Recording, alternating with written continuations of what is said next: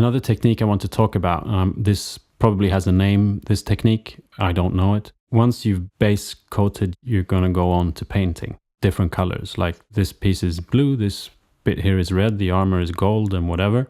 When I decided that something was supposed to be blue, in my wet palette I've used a blue of maybe 3 different shades, or maybe a blue and a black and a white, so that in the crevices I try and make it darker, and in the highlights I try and make it lighter. Like basically what I'm showing here is just painting a blue in the middle and whites and black on the sides.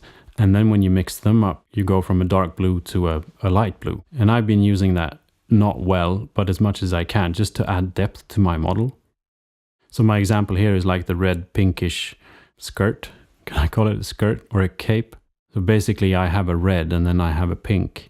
And I paint with both of them and try and get the dark red in the crevices and the edges to be more pink.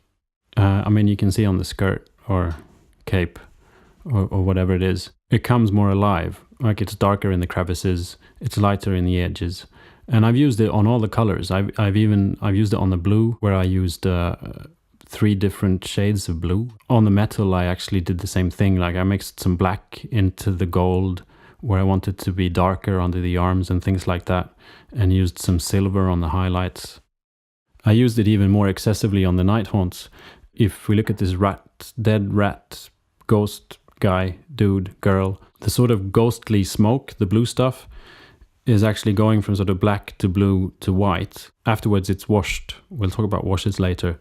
And the clothes or cloak is sort of a mix between green and brown and red. And I used black in the crevices, and I've been fooling around all over this.